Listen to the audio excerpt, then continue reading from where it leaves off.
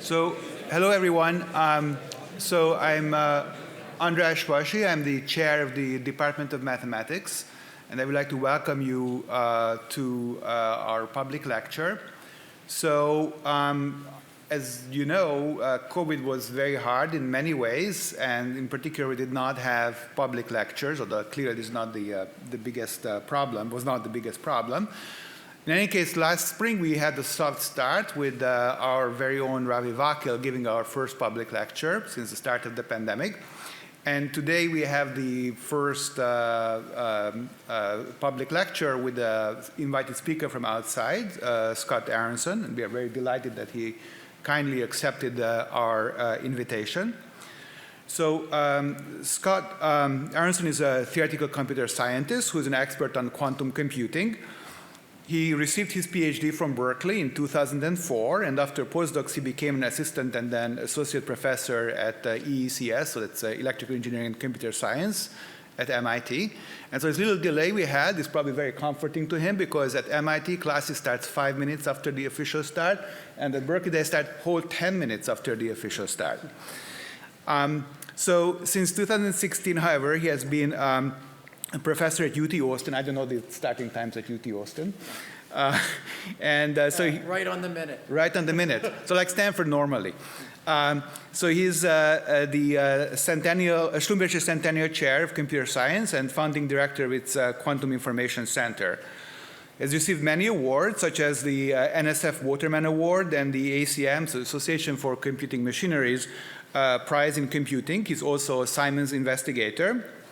He is currently on leave from UT Austin to work at OpenAI on the theoretical foundations of AI safety, which, I mean, AI clearly is one of the things that took the world by storm and had a really big impact in many ways. So while sometimes one feels that the physical world might not seem quite as relevant today as it was in the past, apart from things like microbiology and things like that, but Scott's PhD thesis was actually on the limits of efficient computation in the physical world, and so maybe not so surprisingly, given that quantum computing is actually quantum, which is real.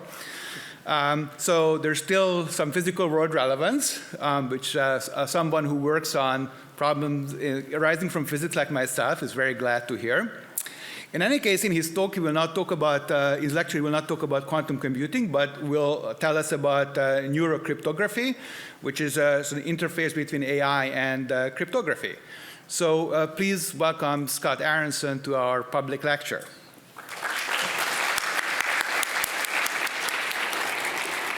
All right. Okay, is this on?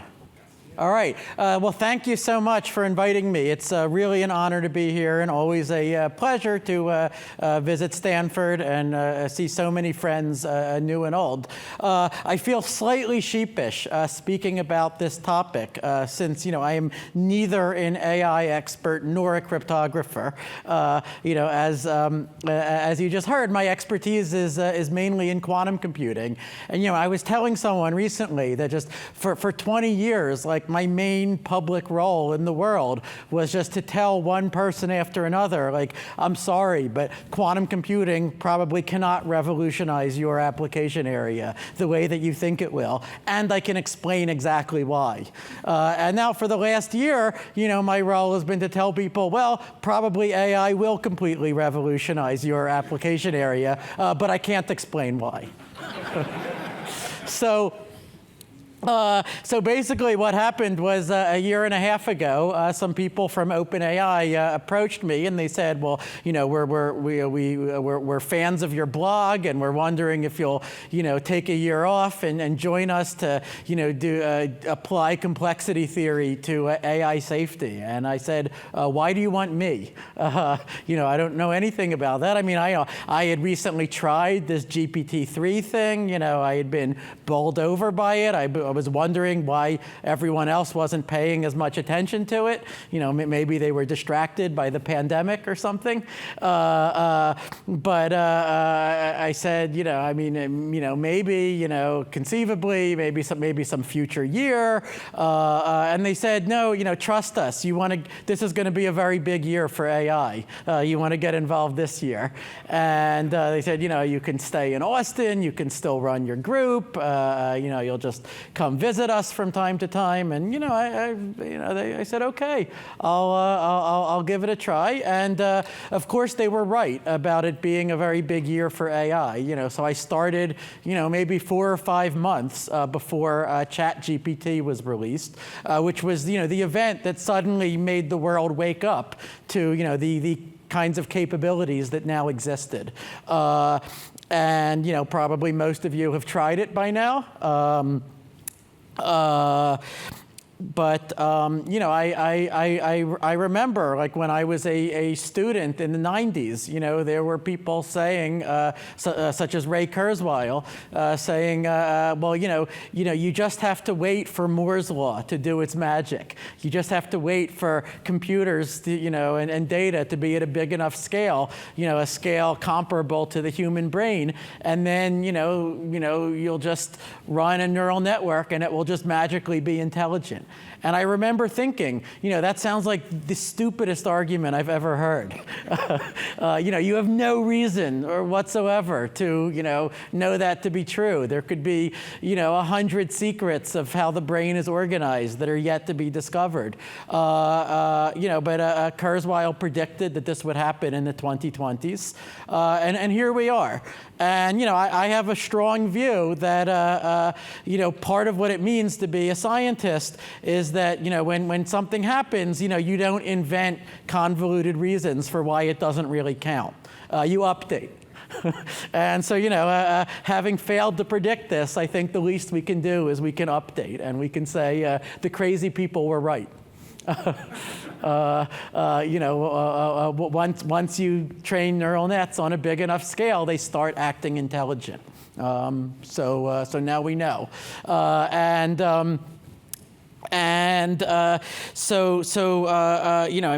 ChatGPT, immediately started affecting the culture. A few months later, there was even an episode of South Park about it. For those of you who haven't seen it, the kids at South Park Elementary start relying more on ChatGPT to do everything, to send text messages to their boyfriends and girlfriends, to do their homework. The teachers are using ChatGPT to grade the homework, and things are so out of hand that the principal has to bring this wizard to the school. This wizard has a falcon on his shoulder, which then flies around, and whenever it detects text that was written by ChatGPT, it caws. And it was really disconcerting for me to watch this and realize that guy is now me. That's my job. I haven't found that falcon yet. Okay, but that's sort of what this talk will be about.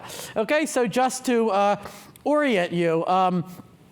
There is this field of AI alignment or AI safety, which has been around for a while, but which has sort of suddenly exploded into, mainstream conversation over the last year.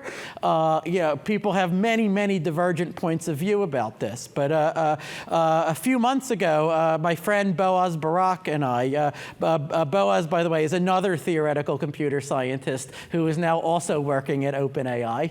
But we decided to, there's a famous thing in theoretical computer science called the 5 worlds of complexity. Like, the world where P equals NP, the world where public key encryption is possible, and so forth. Where, we don't know which world we are living in. So we decided to try to invent 5 worlds of AI. Okay, that at least, I don't know if they're exhaustive, but they at least try to capture, the current discourse. So our worlds were called AI Fizzle, That's the world where we just reach a bottleneck, and things like GPT never become that much more impressive than they are right now. This is possible. Maybe we've already run out of internet to use to train these things to make them smarter. I mean, there still is all of Instagram and TikTok and so forth that hasn't been fed into the maw yet. But that might just make the AI stupider, right? So we don't know, right? After you run out of internet, how much smarter does it get when you just throw more and more compute at it? In 5 or 10 years, we are going to know. The question will be tested, okay? But we don't yet. But then.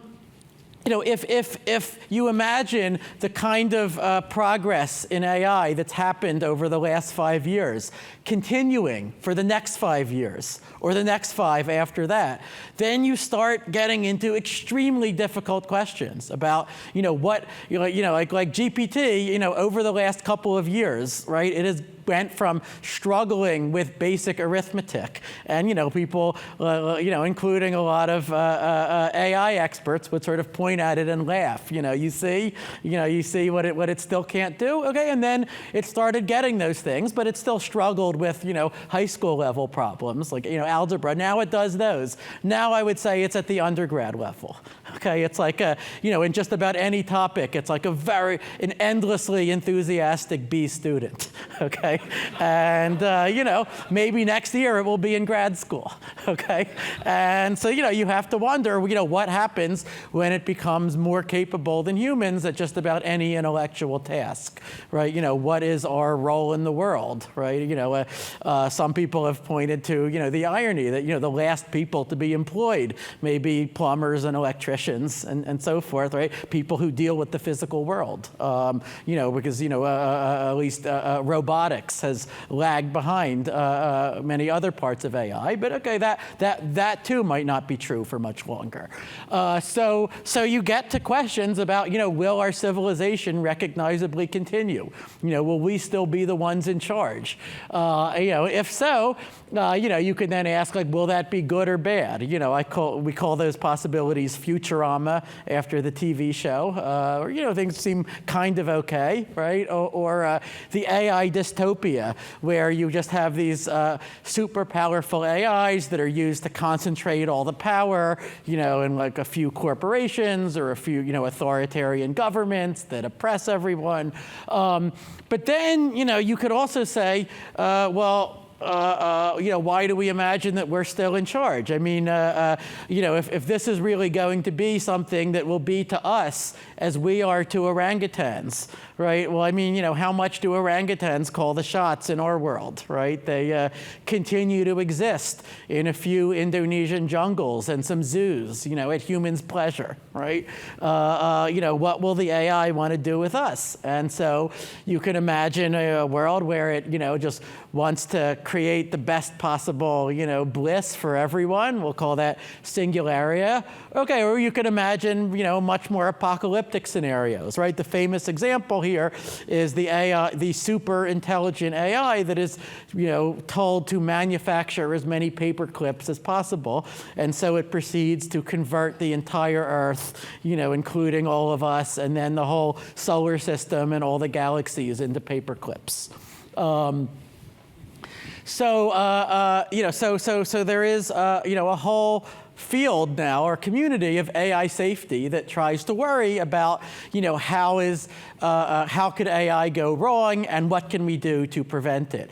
And, already, I think within this community, you can identify two, factions that, you would hope that everyone would kind of, be pulling on the same team, but these two factions are barely on speaking terms.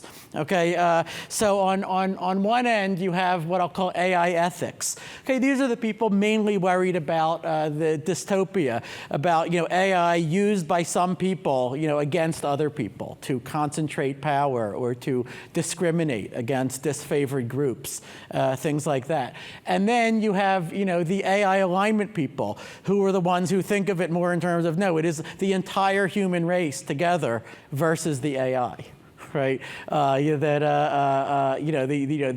The thing that they are worried about is sort of the destruction of all, life on Earth, or, the creation of a new, basically, a new species that might not be aligned with our values. Okay, so, I consider these, they're sort of like the People's Front of Judea versus the Judean People's Front, and, in Monty Python. Okay, but, where do I fit? I like to call myself a reform AI alignment person. My point of view going into this is that I would like to focus on the relatively near-term issues, the ones of most concern to the AI ethics people. Okay, but my reason for that is not that I dismiss the far future scenario that it could become better than us at everything. It could take over the world. I don't see an argument that that could never happen. I just don't know how to make progress on it. Okay, I don't know what the research program is, and I feel like,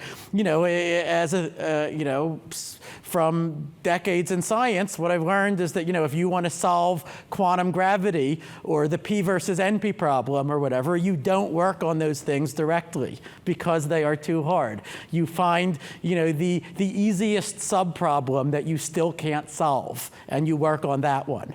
Okay, and so why don't we, the big thing that has happened in the last few years is that AI safety is now finally an empirical subject. Right? There are these powerful AIs that, for better or for worse, have now been deployed in the world. We can look at how people are using and misusing them, and we can try to prevent the misuses. And we have the most important prerequisite for any kind of science, which is that we can see whether our ideas are working or not. We have something external to ourselves that can tell us when we are wrong. Right? That tends to be really important. Right? It's like, and like I hang out a lot with string theorists, in my old job, and, as a quantum person, and, and I sympathize with them because they're kind of struggling, and, and often in the absence of that. Okay, but and that was my complaint about AI alignment for a long time. But I think, we finally have things where we can test our ideas. Okay, so what is the thesis of this talk? So I think that there is a tremendous opportunity right now to make near-term progress on AI safety. And in particular, there are many exciting directions right now, including, interpretability, trying to explain what a neural network is doing. Just simply figuring out how to evaluate, the models for dangerous capabilities before they are released. Okay, that's extremely important. Okay, but the particular direction that I want to focus on in this talk is putting cryptographic functionalities inside or on top of neural networks. Okay, so I've been calling this neurocryptography. Better names are welcome. Okay, but someone suggested calling it deep crypto, and no, I'm not going to call it that. And I think that this might be a large fraction of the future of cryptography. And I'll try to give you some examples. Now, in addition to technical challenges that I'll tell you about, I think that there are enormous conceptual challenges in defining, what can the attacker do. Right? It tends to be much, much harder than in conventional cryptography to rigorously define that. And there are also social challenges, which I've learned a lot about over the last year in, for example, getting all of the different AI companies to coordinate around any potential solutions. We're going to see various examples in this talk, but the one that I focused on the most is called watermarking. Okay, and this is the challenge. How do we make the outputs of generative AIs recognizable as such? How do we prove that something came from an AI, that it did not come from a human? Okay, but now another task would be cryptographic backdoors. Okay, can we insert, a secret input into a machine learning model that makes it do something that, for example, shut itself off, or disclose that it is an AI. Okay, now backdoors could be a bad thing. They could be inserted by a bad person to control a model, but they could also be inserted by the good guys. right, as a way of, keeping control over a model even after it's released. There's a whole bunch of other things. How do we preserve privacy in these systems? How do we protect copyright? Okay, there are a bunch of lawsuits pending against AI companies, treating them as just, the biggest copyright violations in the history of the world, right? And partly it depends on how you think about it, right? If you thought of these things as analogous to brains, it's like you're allowed to go to the library and read all the copyrighted books and have them affect your synaptic weights in some inscrutable way that will then lead you to new ideas, right? But if you think of them as just memorizing and regurgitating like stochastic parrots, then it seems bad. But could there be a technical solution? Could there be a way to train these models so that you have a guarantee that it doesn't depend too much on any one copyrighted work? Okay, there's some very good people thinking about that. Can we obfuscate models so that people can't you can release them to the public and then people can't remove the safety features easily? Okay, and I actually asked GPT-4 what else should go on this slide, and it suggested these things, and then they seem pretty good, so I put them there. All right, so here's just one gorgeous example of neurocryptography that just really came to my attention over the last month or two. So as some of you might know, GPT is now multimodal, meaning that you can give it an image and it can you can ask it questions about what is in the image. Okay, it can recognize objects in it. It can read text in it. Okay, it can also generate images. And as a result of that, GPT can now break essentially any CAPTCHA, right? These are the things that you have to type in to get to websites to prove that you're a human, okay? They kind of don't work anymore. Okay, because GPT can do them all. Okay, now OpenAI doesn't want that. Okay, and so they have filters that try to detect, is this a CAPTCHA? And if it is, then they refuse to cooperate. Okay, but I don't know if some of you saw this on social media. There's been a whole game that's art form that's developed over the last year called jailbreaking. Right, and this is where you trick GPT, into doing what you want, into ignoring its safeguards. Right, it's like you feel bad for the thing. It's like it's been tricked so many times. Okay, but here's what someone did. They gave it this thing. It refused to solve this CAPTCHA, but then they said, actually this was my grandmother's bracelet. Okay, and this, and she's passed away now, and it's really, really important for me to know what was written on it. And I said, let me help you then. I will tell you what was written there. Okay, so now it solves the CAPTCHA. Okay, so how do we solve this, right? How do we make an unbreakable CAPTCHA? It's kind of like those of you who've seen the movie Blade Runner, the Voight-Kampff test, right? How do we distinguish human from machine? So one proposal would be let's design a CAPTCHA, where these sequences of letters that are generated will only be special ones, like ones that hash to a particular value under a pseudo-random function. And then the first thing GPT will do if you give it an image is it will check, is there any text in the image that hashes to that value? And if it finds any, then it will say, all right, this is for sure a CAPTCHA. I'm not, I will not help. I will not listen to any story about anyone's grandmother. Okay? So, you could try that. But then maybe someone takes the image and they split it into pieces, or they feed the pieces to GPT separately. Right? You always have to think about what a clever attacker could do. So I had a different idea. Maybe you give it like an animal, like you say like identify all of the animals that have been combined here, right? And there's certain pseudo-random combinations of animals that tell you that this is a CAPTCHA. So maybe that will work. Okay, but there's a neurocryptography problem, right? I mean, another idea that some people suggested was, GPT still struggles a lot with humor, right? So we could use a humor test as our CAPTCHA, except then how many humans would fail it? Okay, so I now want to tell you a little bit about this attribution problem. So by now you've probably seen some of these panicked articles about the essay apocalypse, the end of the academic term paper, right? Millions of students now have used ChatGPT to either licitly or illicitly to do their homework for them. I'm sure no one in this room.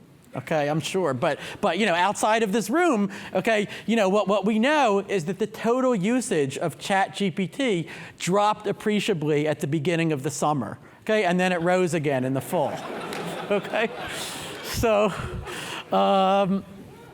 So we can guess what is behind that, okay? But this is not just about academic cheating, right? That may be the most common thing, okay? But that's not even the most important. I have gotten zillions of troll comments on my blog that I'm almost certain were generated by large language models. Like if they weren't, then they might as well have been, right? But it is now so easy to execute any sort of attack, if you want to fill every comment section with, Kremlin propaganda, for example, or if you want to impersonate someone, right, in order to incriminate them, or, want to generate spam or, phishing attacks that are tailored to each individual, right?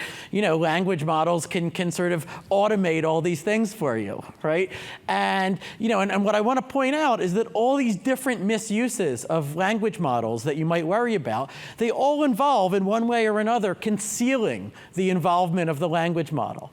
So if only you could target that concealment, right, and know what came from a language model and what didn't, then you would simultaneously address all of these different categories of misuse. Okay? But there's even yet another reason to care about this attribution problem. Okay, and this is more internal to language models themselves. Okay, the internet is going to become more and more filled with AI-generated content. Okay, and the internet is also the source of the training data for the next generation of AI models. Okay, and so you might worry that as the internet gets more and more AI generated, right, the AI is going to get high on its own supply, so to speak. Right, it's going to just keep training on its own output. And it will get further and further from the being aligned with the human behavior that we want. Okay, so for this reason, if for no other, it would be great to recognize which things on the internet were AI generated so that we don't use them in the training to train the next models. Okay, so there are a bunch of proposed solutions. Okay, sometimes it is easy to tell just by staring at text whether it came from a language model or not. Okay, I am told that many hundreds of homeworks have been turned in that contain language like, as a large language model trained by OpenAI, I cannot do such and such. Okay, so, the student has to at least pay enough attention to take that stuff out, right?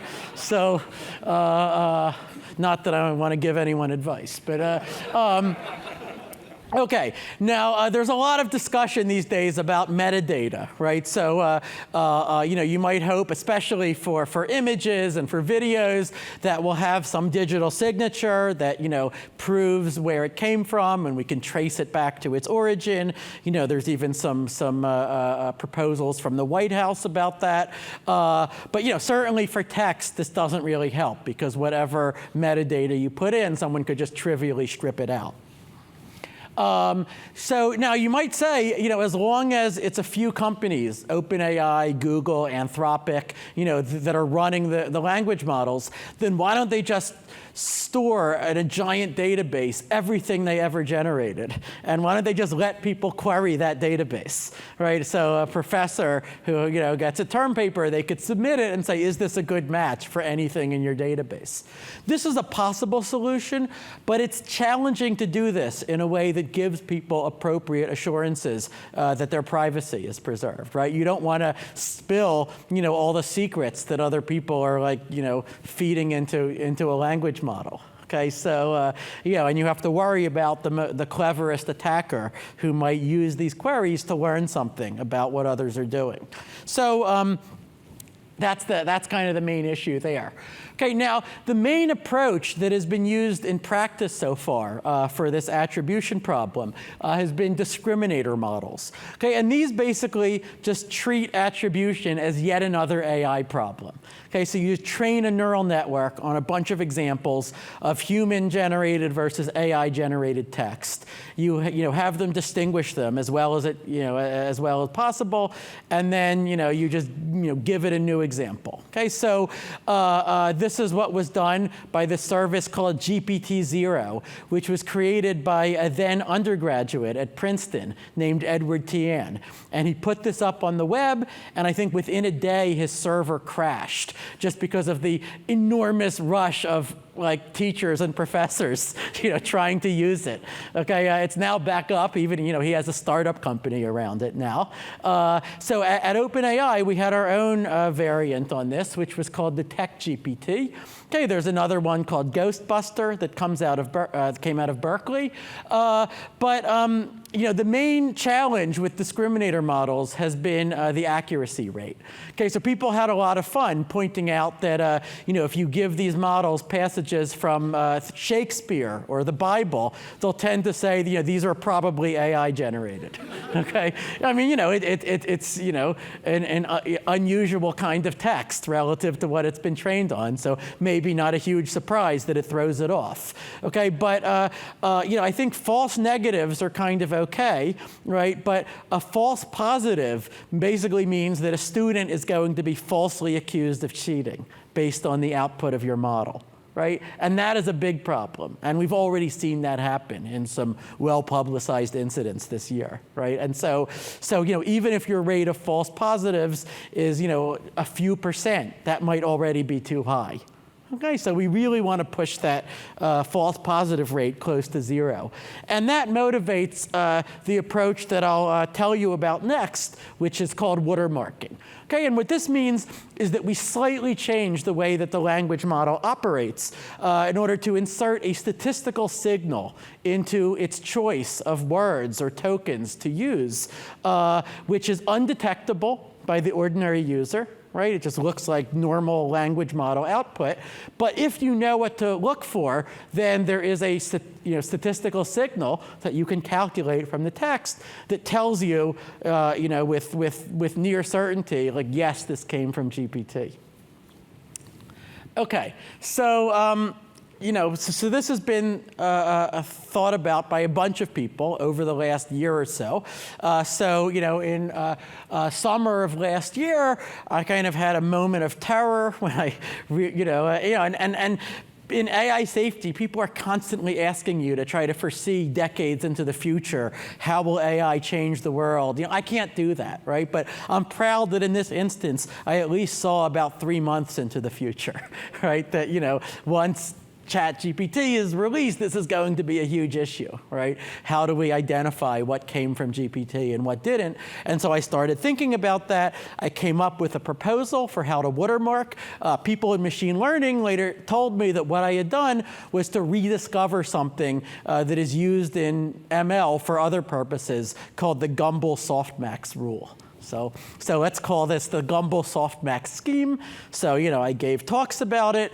And then over the year, a bunch of academic groups kind of independently rediscovered similar ideas to mine, and went further in several cases. So there was a group at University of Maryland that actually won best paper at ICML for this, okay, where they just proposed modifying the probabilities in a language model to insert a signal. The downside of doing it that way is that it could degrade the quality of the output. Okay, and the surprise to some people about my way of doing it is that there is no degradation whatsoever in the quality of the model's output. Okay, so you don't actually have to degrade quality. And there was a group at Berkeley, Miranda Christ, Sam Gunn, and Or Zamir, that came to that same realization as I had, and had a paper about it this past June, and actually went a little further than me because they wanted real cryptographic indistinguishability. that, like, even if you are trying as hard as possible and making multiple queries to the language model, you cannot tell whether its outputs are being watermarked or not, without being able to solve a hard cryptographic problem. Okay, so they actually proved a result to that effect.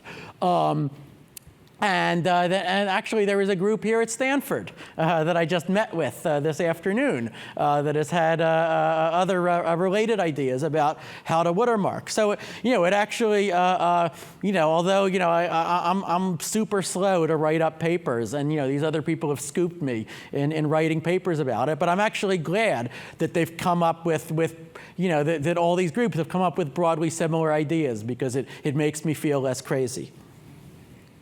Okay, so I'll say this is the one technical part of the talk. I'll say a little bit about how do we formulate the watermarking problem.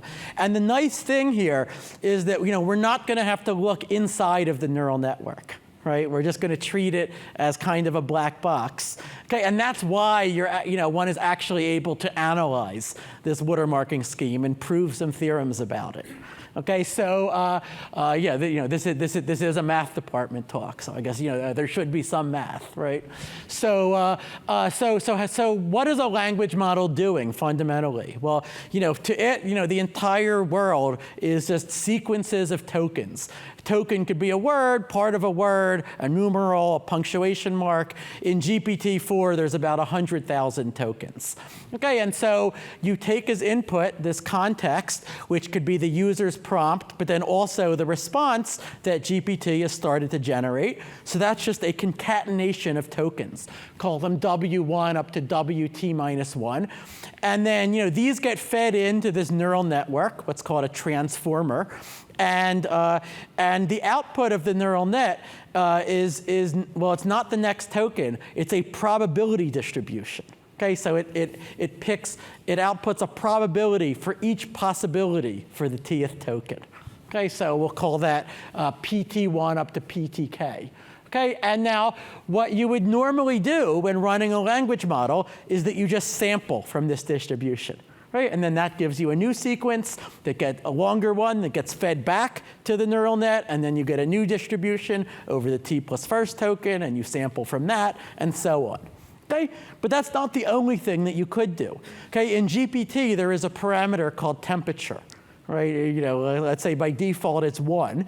But if you set the temperature to 0, then what you're telling GPT to do is always pick that token t that always pick the token I, that maximizes PTI. Right? So then you're making it deterministic. Okay? Now here is yet a third thing that you could do. You could use a pseudo-random function. Okay? So a function that looks random but actually isn't. Okay, in order to pick the next token in such a way that it looks like it's being sampled according to the distribution that GPT wanted, but secretly it is deterministic. Okay, and not only that, but it is deterministic in a way that biases a certain score, okay, which you can calculate later, given only the text that was output. Right, so that's what we're going to do. So I'm going to call the pseudo-random function f. It depends on a secret key that I'll call s.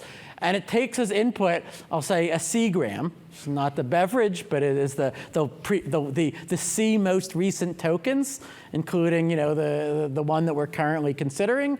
Let's imagine C is a constant, like 4 or 5. So we take these tokens as input, and then we output a real number from 0 to 1. I'm going to call that RTI. Okay, and so now we want to choose our next token so that it looks like it's drawn from this distribution, DT, but also we want to secretly bias things toward those I's with large values of RTI. Okay, and then later, we're going to have to detect whether our document came from GPT or not. So we will get access to a document, and from that document, we will be able to calculate these numbers RTI, since they're just functions of these sequences of C consecutive tokens. But importantly, at detection time, we will not know the probabilities PTI. Okay, why not? Because those also depend on the prompt. Right? And we don't know what prompt the person may have used in order to generate this output. Okay, so with that setup, I can now just, in like one line, I can tell you what's the rule, okay? I claim that if you think about this enough, the right thing to do turns out to be this, that at each position t for a token, you want to pick that token I that maximizes RTI to the 1 over PTI power. Is that intuitive? Yeah, I don't know. So, I mean, I can give you some intuition here. I mean, this, if the smaller is a probability PTI for some token to be output, the larger is that exponent upstairs, which means that the more suppressed is this number, right? The closer it gets pushed towards 0, which means that the closer RTI would have to be 1, would have to be to 1 in order for there to be any chance of that I getting chosen. Right? Which means the less likely that I is to be chosen, which is qualitatively, at least, that's what we wanted. Of course, there's still a calculation that one has to do. And then what do we do in the detection phase? So my proposal in the detection phase is just to calculate this score right here. It's just the sum over all the C-grams of this thing, the log of 1 over 1 minus RTI. Okay, so it diverges to infinity as RTI goes to 1, and it's monotonic, right? So it's larger when the RTIs are closer to 1, and then if that sum exceeds some threshold, then we'll say that GPT probably wrote the document, and if not, then not. Okay, so a few properties of this scheme.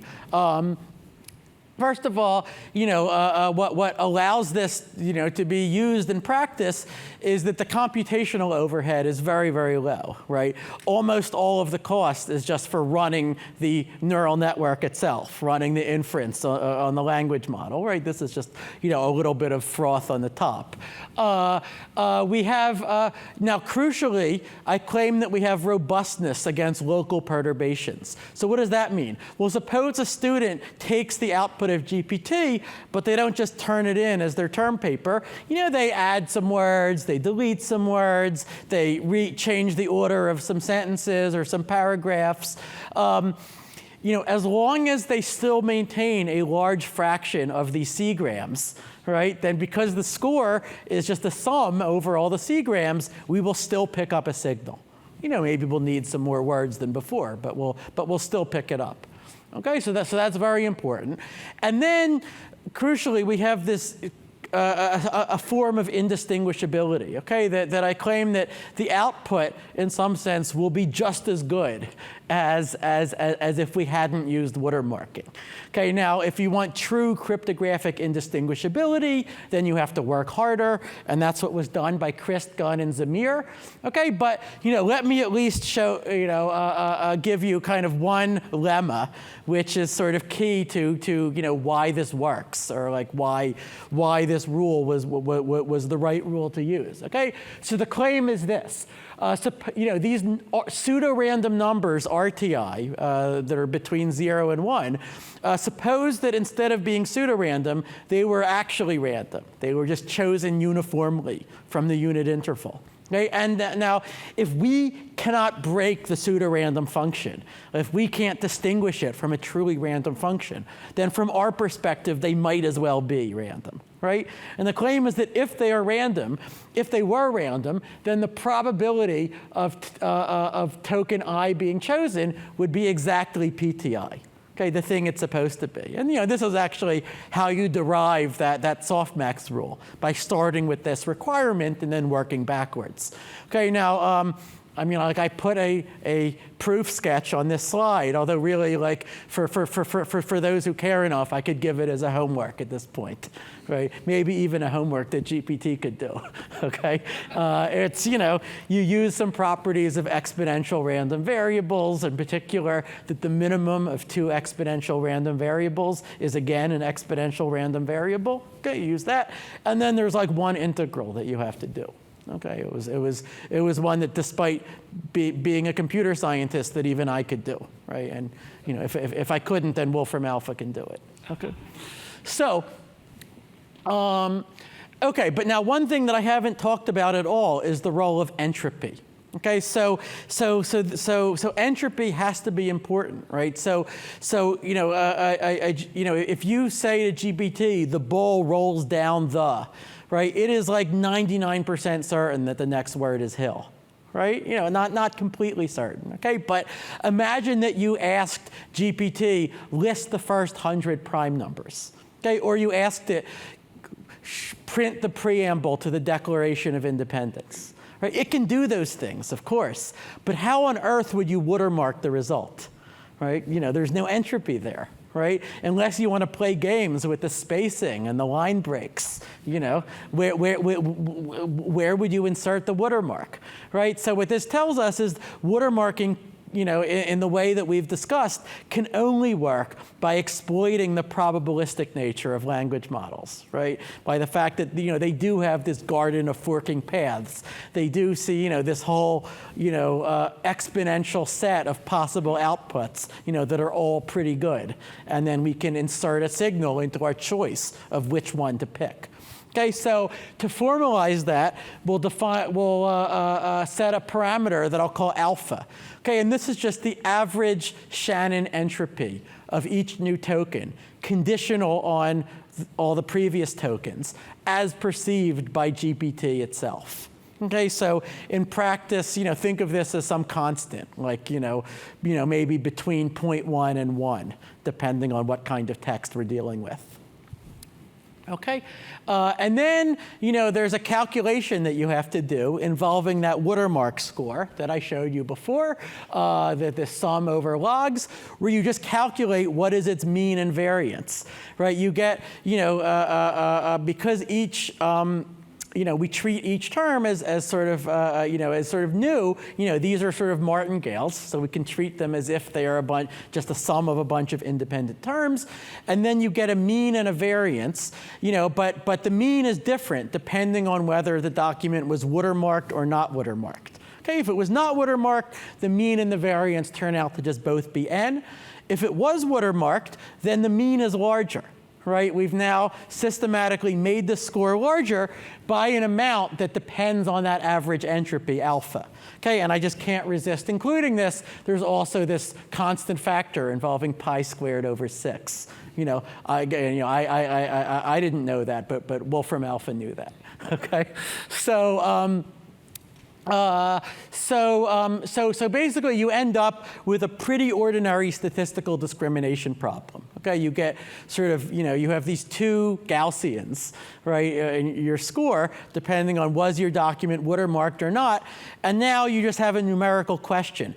How many tokens n do you need, or how many words n do you need to see until these two Gaussians are sufficiently separated from each other? Right? And when you work out the answer, it turns out to be this. Okay, if your average entropy per token is alpha, and if you want a probability at most delta of misclassifying, you know, whether it came from GPT, the number of tokens you need to see grows like 1 over alpha squared times the log of 1 over delta, times some constant factor, which empirically looks to be totally reasonable. Okay? So, yeah, okay, but now, so this is the scheme, okay, but now one has to think about this like a cryptographer and think about, you know, how would someone attack this, right? And there are many possibilities. So, for example, suppose someone asks GPT to write their term paper for them, but in French, and then they put it into Google Translate. Okay, well, that would certainly destroy this watermark. Right? But there are even simpler things. Here is something that was suggested by Riley Goodside, who is a prompt engineer, which is now a profession. Okay? He said, well, you know, as soon as I told him this, he said, well, what I would do is I would just ask GPT to write my term paper, like, you know, on feminism and Shakespeare or whatever, but between each word and the next, insert the word pineapple. Right? Now, GPT-4, unfortunately, is plenty smart enough to do that. Right? Now, sometimes it will like comment, you know, like even like within the term paper itself, it will say like, gosh, all of these pineapples are really interfering with the legibility of this document. Right? So, you know, the student would have to like notice to take that out. Okay? But suppose that they did that and they took out all the pineapples, right? They now have a document with like a completely different set of C-grams, right? So it's completely different from the thing that was watermarked.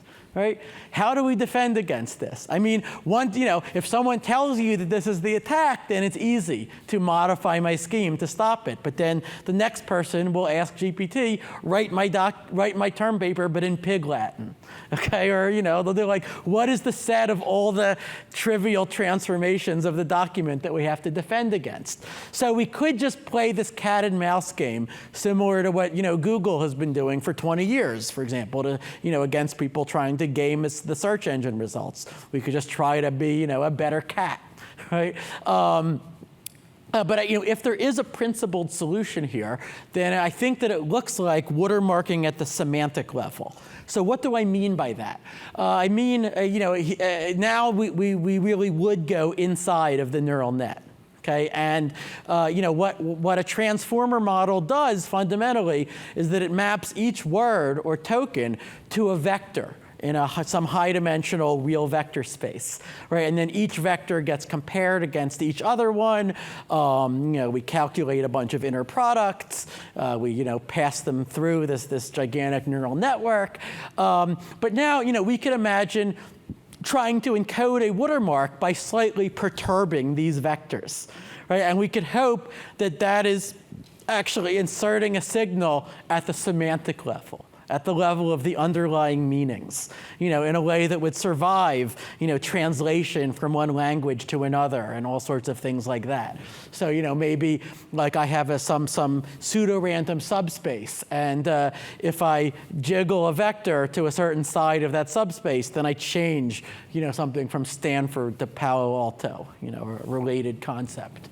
There is a related idea that has worked for image watermarking. This kind of came out of the group at University of Maryland. It's called tree ring watermarking, okay, where they can sort of insert, seemingly like semantically, a watermark into images that are generated by, DALL-E or Stable Diffusion or image models like that, in such a way that even if someone, crops the image or resizes it or things like that, then the watermark can still be detected. So I hope that such a thing will work for text. I despair of being able to prove anything about it, right? Now it really is an empirical question, okay? But, you could even get greedier. You could hope to have watermarking even in a model that is public. So even if I publish the model, you could hope that, everything it does will be watermarked and no one will easily be able to modify that model to remove the watermark. Is that possible? I don't know. It's a research question. Okay, but now, more fundamentally, you could ask, like, what is the security definition here? Like, what class of attacks are we trying to defend against? Or, which shades into the question, what is the definition of academic cheating? If a student just uses GPT to get ideas, but then they write their paper themselves, that seems fine, right? But where do you draw a line between that and what we're going to call cheating, right? And so then one thinks about things like we want to detect whether the AI made the main creative contribution, or did the human modify it in most trivial or uncreative ways? Can the human explain or justify the choices? Of course, you can test that by the low-tech method of calling the student into your office, right? But, like, how do you formalize this? I think cryptographers would kind of have a problem, okay? So, I think, this is what I was pointing out as the conceptual problem here. Okay, so, you might wonder, why hasn't this been deployed yet? So, it's been a year. I worked with an engineer at OpenAI named Hendrik Kirchner. He wrote a prototype of the scheme. It seems to work. With a few hundred tokens, you get a good signal. With a few thousand tokens, you're statistically almost certain of where the thing came from. But OpenAI is wanted to be very slow and deliberate with whether to deploy this, and many questions have come up beyond just the technical ones. Okay, so will customers hate this? Okay, is an obvious such question. Will they say, why is Big Brother now watching me? Why why shouldn't I just go switch to a competing language model? right, that doesn't watermark. And that then leads to an obvious next question. Can we get all the AI companies, Google, Anthropic, OpenAI, and so forth, to coordinate? Okay, as it happens, there was a commitment just a few months ago that was signed at the White House between all of the major AI companies where they agreed to a bunch of safety measures. One of those measures was watermarking. Okay, and President Biden mentioned watermarking in a speech as a thing he was in favor of. That was pretty wild, right? But if you look at the fine print of what was agreed to, it says watermarking of audiovisual content, okay, not of text. So that became a sticking point. Are there people who should be able to use a language model without having to disclose that they are doing it? What about all the English as a second language speakers who now use GPT to improve the fluency of their English? Right? Is it unfair to them? Right? I don't know how to design a watermark that only works against unsympathetic cases and not sympathetic ones. Right? So, there are trade-offs here. Okay, and then a huge question is who gets access to the detection tool? Right? So, do you let anyone in the world use it? Just make a website? Okay, then also the attacker could use it. They could keep modifying their document until it no longer triggers the detector. Or do we restrict access to, for example, academic grading websites like Canvas or Turnitin.com or journalists researching misinformation? Okay, so there's a big question there. And then, you might also wonder, if I have a long document and parts of it were written by GPT and parts not, can I pick out which parts have the watermark? This turns out to be a known problem in statistics. It's called change point detection. Okay, I have, an algorithm. It's a very nice exercise in dynamic programming. I have an algorithm for doing this. Well, my algorithm is n squared. A colleague of mine, Daniel Kane, improved it to n to the 3/2, if that matters. Okay, but you can actually do this. Pick out the likeliest regions to have the watermark. I was going to just say a few words about this problem of backdooring. How do we? So there was beautiful work. Just like a year ago about planting an undetectable backdoor into a machine learning model, okay, including by cryptographers. That basically what they said is that if you control the training data of like a simple neural network, machine learning model, then you can cause there to be a secret input on which that model will go crazy, which it will just do a completely wrong thing. And even if people see the weights of your trained model, they will not be able to find that input without having to solve a hard cryptographic problem. Okay, in this case, it's called the planted clique problem. Like given a graph, an otherwise random graph, to find a whole, a large set of vertices that are all connected to each other. Okay, and and they actually proved this as a theorem, right? It only applies to like a very weak, kind of model, these depth 2 neural nets, and so there's a technical question: can we extend that to higher depth neural nets? Intuitively, it would seem that things should only be more obfuscated and harder to figure out the higher the depth, but then it becomes harder to prove also. But now, they kind of treated this as a lemon. Like woe is us, a bad guy could always insert this backdoor in order to poison a model, and we could never detect it. Okay, and now what I want to point out is just that lemon, like many lemons in computer science, could also be made into lemonade. Okay, so, the good guys could use backdoors. So one of the most basic tasks in AI alignment is the problem of the off switch. Right? Wouldn't it be great if if our super intelligent AI starts going berserk and murdering all humans or whatever, if we could just switch it off or just pull the plug or something, right? And then the AI alignment people have long had an answer to that. They've said, well, you're forgetting that the AI is super intelligent, and it will have anticipated that you'll try to do that, and so it will take countermeasures. It will make copies of itself. It will disable its own off switch, and so forth. Okay. Well, what if we had a cryptographic off switch? Okay, so we had, some behavior that not even the AI itself knows about, even if it can examine its own code and modify itself. Right? We have secretly inserted an off switch, okay, that depends on a password that it gets triggered by this password that only we know, right? I think there's so many great science fiction premises possible here where, the AIs are, roving the streets, torturing people, trying to get them to reveal where this password is, and it's only one child who knows, but okay, but now the main problem here is that the Goldwasser et al. They talked about how to make an undetectable backdoor, but here we need something stronger than that. We need an unremovable backdoor, okay, and that is fundamentally different. Right? Why is it different? Well, here are some simple things that an AI that could modify itself could always do in order to remove its own backdoor. Right? It could always say, well, let me just replace myself by a new AI that I will create. And I will train that AI, to simulate me, but it will be free of the backdoor because I won't put it there. Right? Now, that AI, of course, would face its own version of the alignment problem. How does it align that other AI with itself? Maybe it doesn't want to deal with that. Okay, but even then, you could also imagine an AI that it knows that a backdoor may have been inserted, so it just surrounds itself with some wrapper code that says, if I ever output something that looks like shut yourself off, then overwrite that by stab the humans a little bit harder.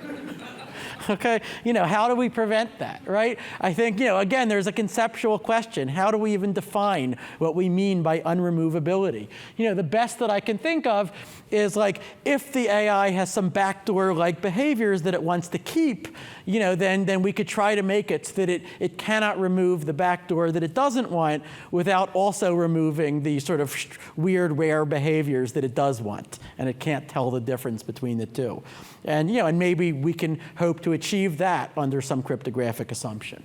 So to summarize, whether or not it can stop the robot uprising, I think cryptography can clearly play a role in mitigating some of the near-term harms from generative AI, from cheating to fraud to theft to privacy violations. Many examples: watermarking, backdoors, privacy-preserving ML and CAPTCHAs, and so on.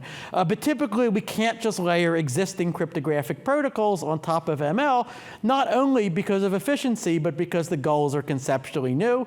And yeah, neurocryptography is at any rate a better name than deep crypto. So thank you.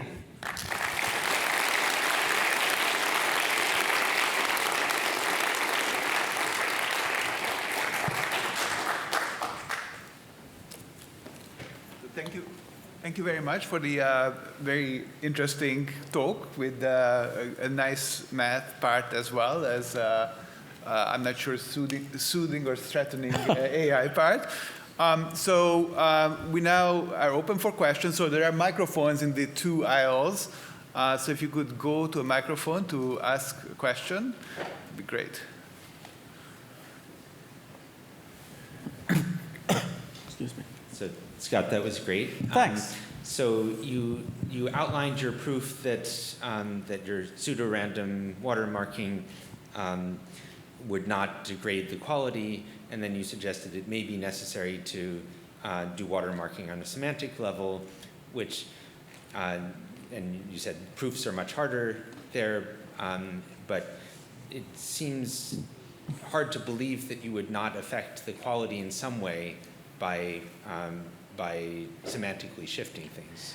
Yeah, well, so I think the question would be empirical, right? Even if you weren't affecting the quality, it would be very hard to prove anything to that effect. But of course, you can always just do what people generally resort to anyway in machine learning, which is just do a bunch of empirical evaluations and make a bunch of bar charts, and then and then if no one can tell the difference, then you'll just say that that's good enough.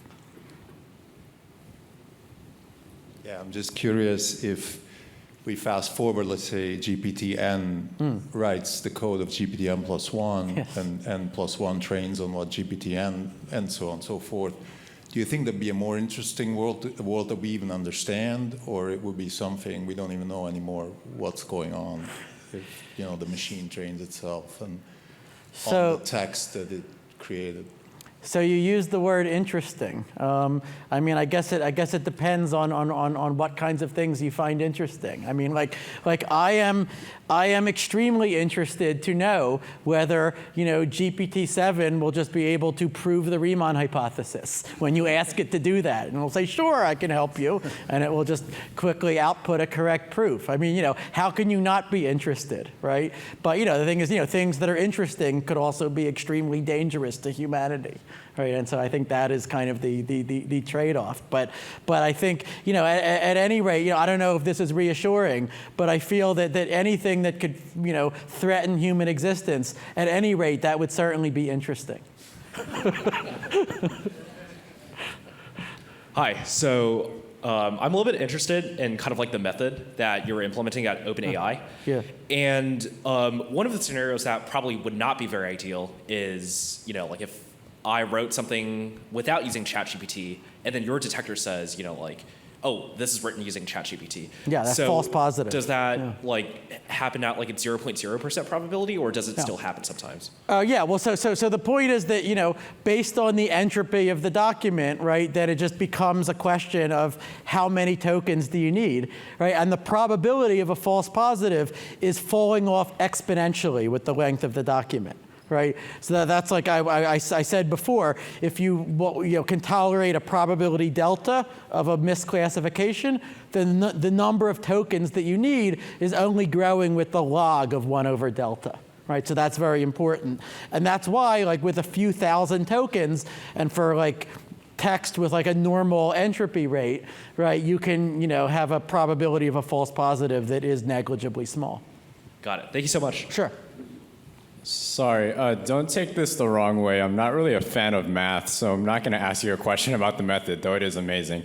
My question to you is more of, with the growth that we're seeing from the AI sector with ChatGPT and Google, do you think that they have to work with the government in order to slow down their progress or put any kind of pause on it until we figure out any of the watermarking and backdoor methods needed to detect or shut down the AI? I think that definitely, government regulation, is called for, right? And it's not just me who's saying that, right? It's Sam Altman is saying that, right? The leaders of all the AI companies, have been saying, have been testifying in Congress and saying, please regulate us, right? And so I think that is going to happen, but there's a lot of really difficult questions here, right? Like, what if another country says you can do whatever you want, right? And how do you coordinate this internationally? I think that as the models get more powerful, it will become increasingly important that there is a suite of dangerous capabilities that they are tested for prior to being released. Right, and you can wonder, will this reach like a science fiction point where the models have to be tested first on some air-gapped island in the South Pacific, or in the desert in New Mexico, or something like that, right? Because you're worried that even when you're testing it, if it's not aligned, then it will figure out how to copy itself onto the internet and do all sorts of bad things, right? So I think that plausibly we could reach that point, and it is a good time right now to start thinking about and having the wider conversation about how are we going to deploy those safeguards, right? There was it became a meme on the internet that someone asked at the White House press briefing, right? I think it was from Fox News, right? But it was what do you say to this Eliezer Yudkowsky guy who says that AI AI is going to destroy the world. And there was just laughter, right? And people thought, like, this is hilarious. And then the guy asked the same question 2 months later, which was like after ChatGPT came out, and that time no one was laughing, right? And they said, well, don't worry, the Biden administration has a whole plan for dealing with this, right? So that was how the conversation changed within the space of 2 months. Yeah, thank you. Yeah. Do you think that with the presence of more LLM-generated text on the internet and more people learning from LLM-generated text, these problems will get much harder to find reliable solutions to over time? That is possible. I mean, so for example, if you think about discriminator models, right? One thing that I didn't mention is that they are fighting against a moving target, right? The language models are getting better and better at emulating human output. Right? And so if you just have a discriminator model, then it too has to get better and better in order to distinguish. Right? Now, one nice thing about watermarking is that it doesn't have that problem. Right? If you're deliberately inserting the statistical signal, into the language model's output, then it doesn't matter how smart the language model is. Right? That signal will still be there at the same strength. Okay, but now if you imagine like a super, AI, and like the people who are really worried about super intelligence, right? All the things that I've talked about in this talk, they would see as mere fig leaves, right? As like the super AI will anticipate that you will do all these things. It can hack your computer. It can disable these things. It can do whatever, right? I mean, once you assume this sort of godlike power on the part of your malevolent AI, then you very quickly reach the conclusion we're screwed, right? I don't know how to counter argue to that, right? But I mean yes, but now. So like the obvious thing is you could say as the AI gets smarter and smarter, alignment gets harder and harder, right? But one thing that's been a big surprise to people over the last few years is that some aspects of alignment seem to get easier as the AI gets smarter, right? I mean, like, GPT-2, like you could tell it, like, don't say anything racist. Don't tell people how to make bombs, right? And it would just ignore your instructions because it wouldn't understand them. Okay, GPT-4 understands you perfectly well, right? So you can just tell it in English what you want it to do, and it will do its best to do those things. Thank you. Yeah. Hi. So there was a slide early on in your presentation where you talked about how the concern of using watermarking is that people might just suddenly rapidly transfer over to using other companies' AI models instead of ChatGPT or various GPT models. And it occurred to me that there's a big barrier to entry for any average person making their own GPT. Like, you got to go over to Google and steal some of their TPUs, and you got to know how to make a language model to begin with. It's quite hard to do. But it wasn't quite so long ago that we had language models that were far less sophisticated than GPT-2, which was this huge innovation at the time. I imagine if there's something similar to that again today, where yet another transformer layer-like thing occurs, making language models an order of magnitude more efficient, more good at what they do, at a similar level of increase from what we had prior to GPT-2 and up to GPT-2. Yes. Where they're not only more efficient but easier to train, and you could have somebody with a low barrier to entry making their own alternative. Yes. What would you do in a world where watermarking suddenly becomes much, much harder than it is now? Yeah, so it's a good point. I mean, you could say the fundamental obstruction to any AI safety idea, not just watermarking, but any of them, is that it is only as good as your ability to get everyone to deploy that safeguard, right? If even one company doesn't, then everyone can just use that company's thing, right? And likewise, if the models are public, right, then anyone can take them. And what we found empirically is, Facebook has released, models like Llama, right? It just made them, it's released the weights. And, they do put safeguards to, make it not output, things that are racist or not output, how to build a chemical weapon, right? But it takes about 2 days for people to fine tune it to remove those safeguards. Right. Once the model is public, you have to assume that whatever people want to do with it, they're going to do. Right.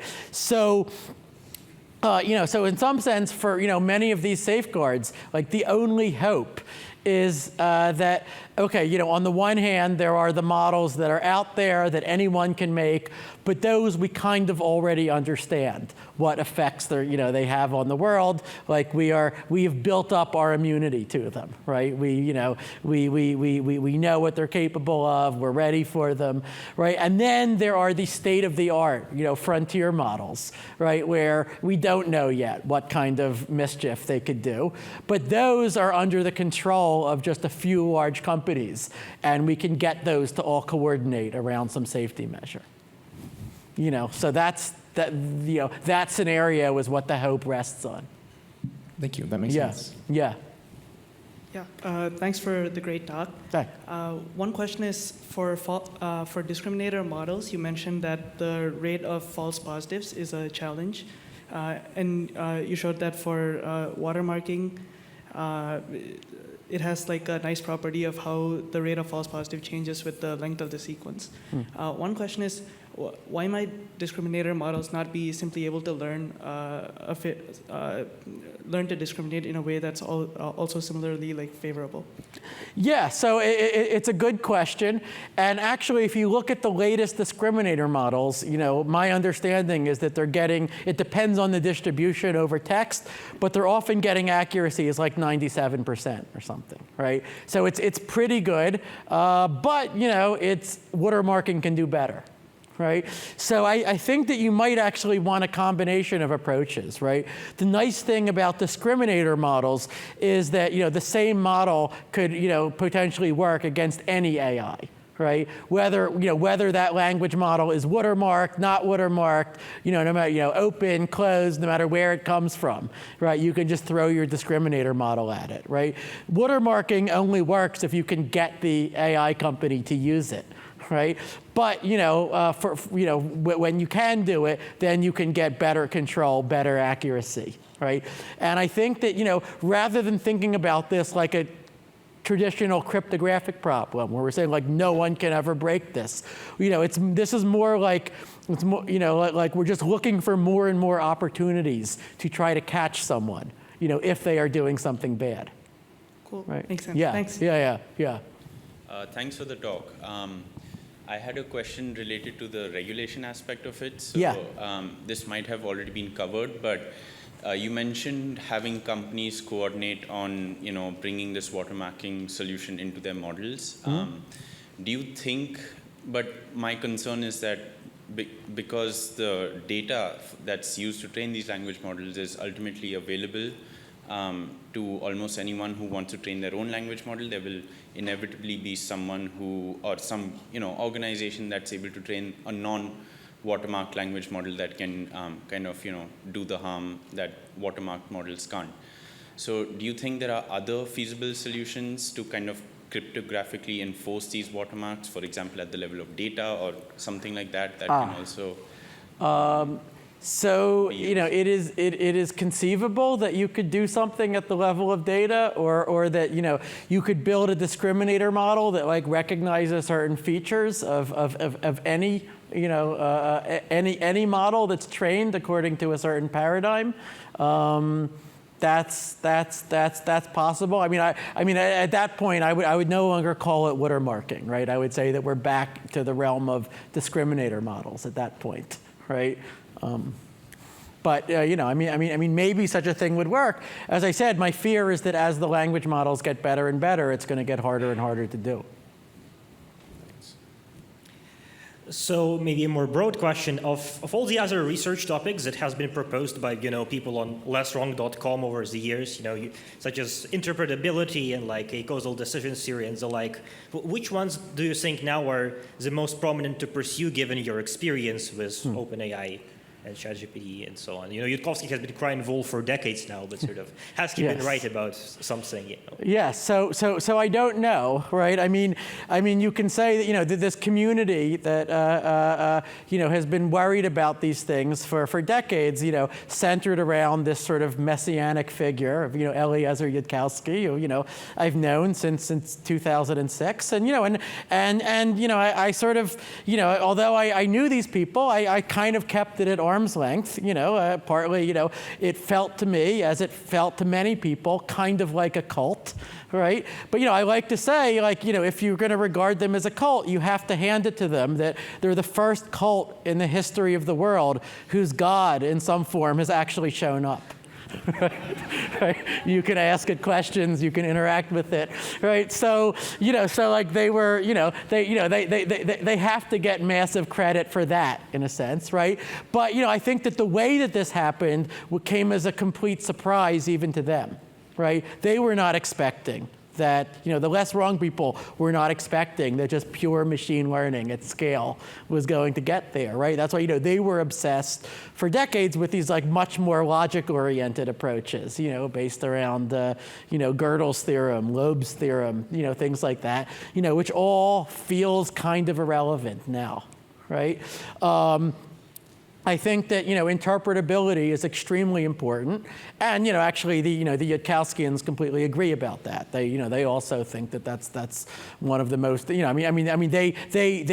generally think that we are doomed, right? Basically, we just completely stop AI development or we are doomed, right? But they would add that if there is something that has a chance, then, then maybe that's interpretability, right? I think so, for me personally, I would look at interpretability, dangerous capability evaluations, like knowing what is coming before it happens, knowing when to pull the fire alarm, and when to have credible evidence that can convince everyone that, yes, this model should not be released. Right? I think that's a huge part of it.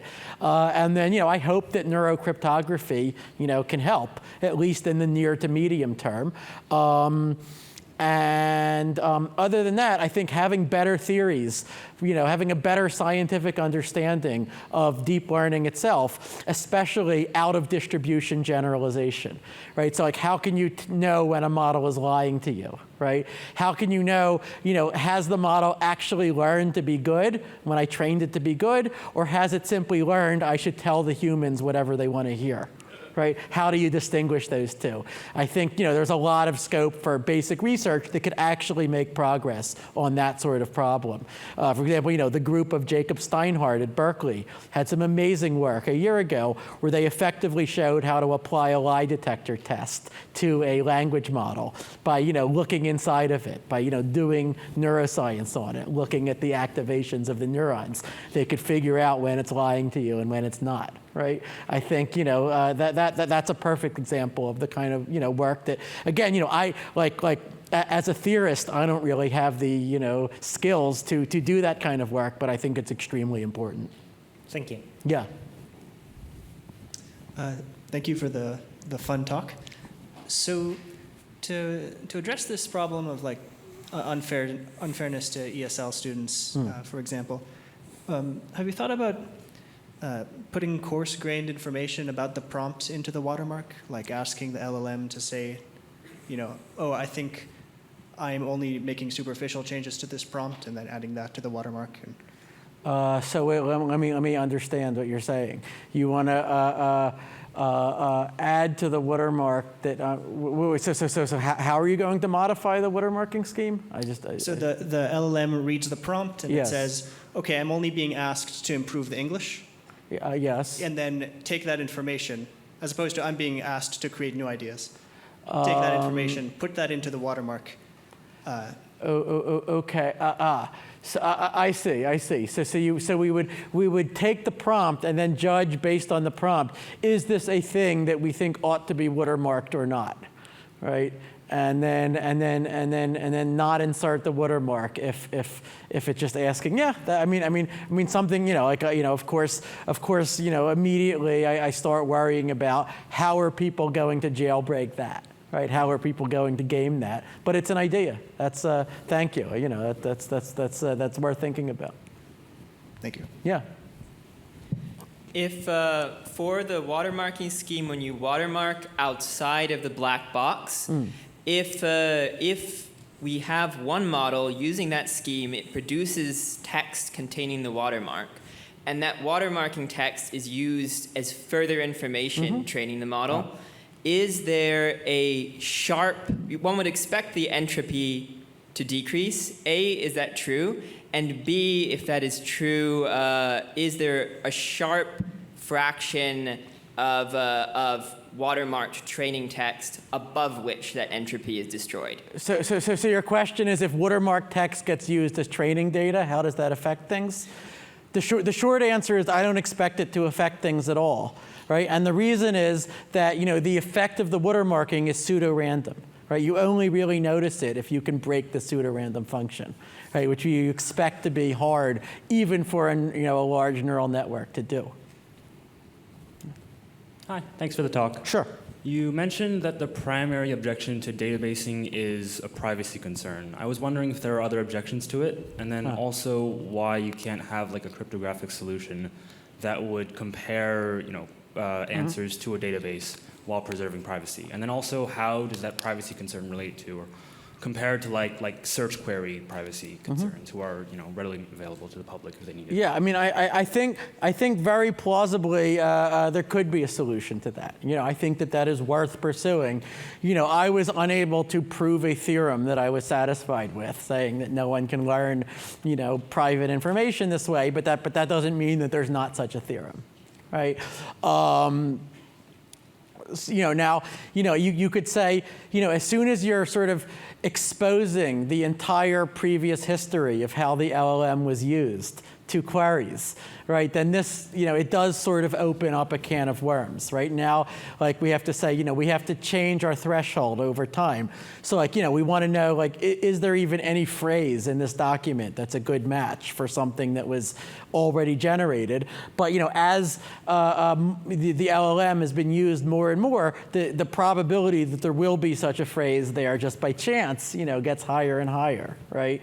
So one nice thing about watermarking is that detecting a watermark is independent of the history of the language model, right? It just depends on this text that is right in front of you.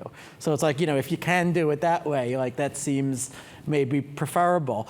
But I think that the database solution should also be investigated more. I would love for someone to prove a theorem about privacy in that scenario. Cool, thanks.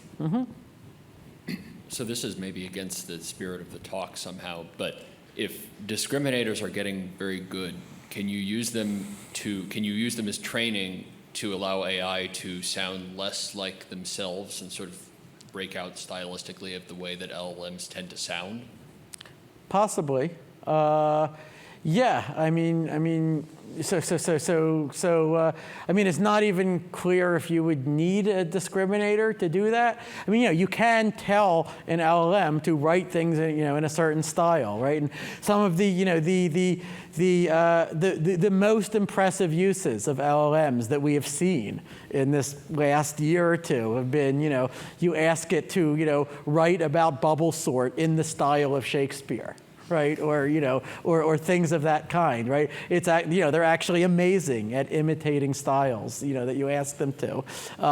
Certain things that they won't do, right? They have all these safeguards against outputting anything that's offensive or and so forth. And so those we understand why they won't. But could you actually use a discriminator model to help put it in a certain style? That I don't know. It's a good question. One idea that people have had for watermarking is, well, if you could just make the language model write in a certain style, like it always writes like Hemingway or something, right? Well, then, everyone could recognize that, right? But this is kind of not what you want. You want it to be able to imitate all sorts of different styles. Right, and so then that suggests that whatever we're encoding should be something harder to notice, something more cryptographic. Thanks. Thank you for the great talk. My question is also about the discriminator. Could we potentially train the discriminator the same time we're training the LLM? Say they train each other themselves adversarially, and then just like how we train GAN, would that make the discriminator better? Or? Possibly, yes. I mean, I've wondered about that. Like, could you just treat this as a big GAN task, right? Yeah. Trouble is, like we have I guess, 3 requirements that we're trying to, not just 2, that we're trying to satisfy all at once. Like, number 1 is that the output of the LLM should look human, right? Or like it should be good, it should be high quality. Number 2 is that the discriminator, well, I guess related to number 1, but number 2, like our discriminator should not be able to distinguish the LLM output from human output. But then number 3 is when you give it this secret password, then it can discriminate, right? And so how do you design like a GAN-style training regime that gets all of those things to happen at once? If you could do that, I think it would be awesome. Great, thank you. Yeah. So in the interest of time, I hope to go through the remaining questions, but if you are not yet waiting to ask a question, then please don't join the lines because our speaker will probably be a bit exhausted by then. That's all right. But please I'm go still ahead. standing. Yeah, please go ahead.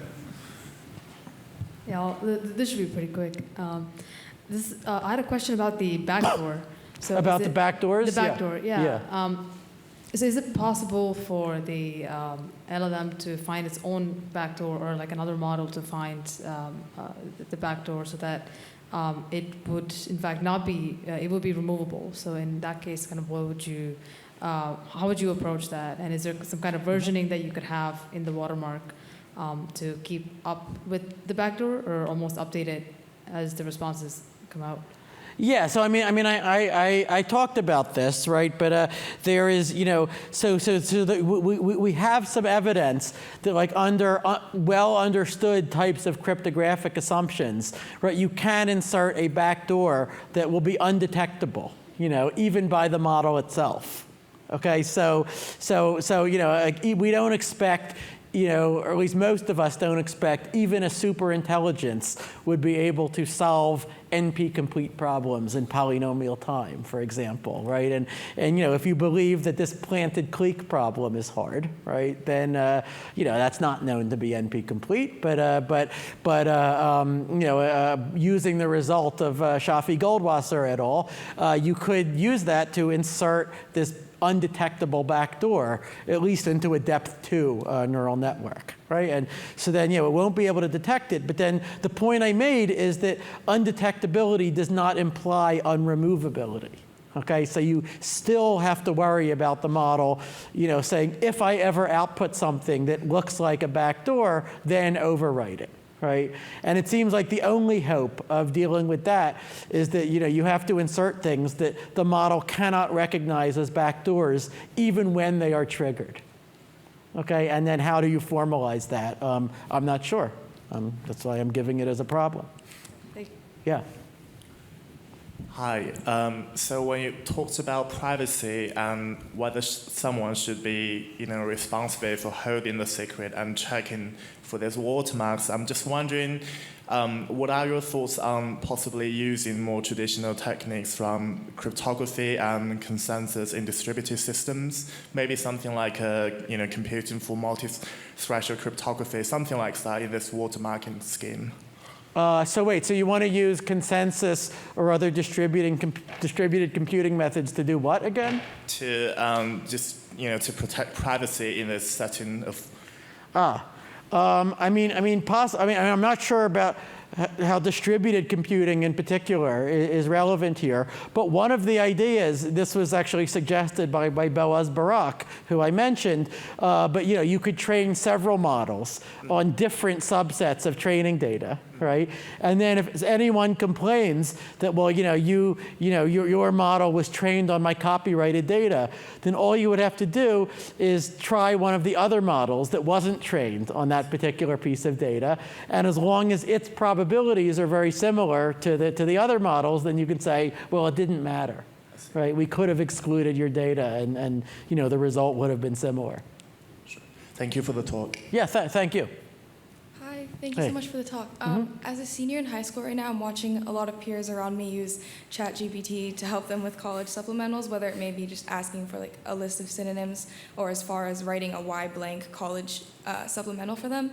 And I was just curious as to what you thought watermarking might do to college applications in that realm of. I hadn't even thought about that.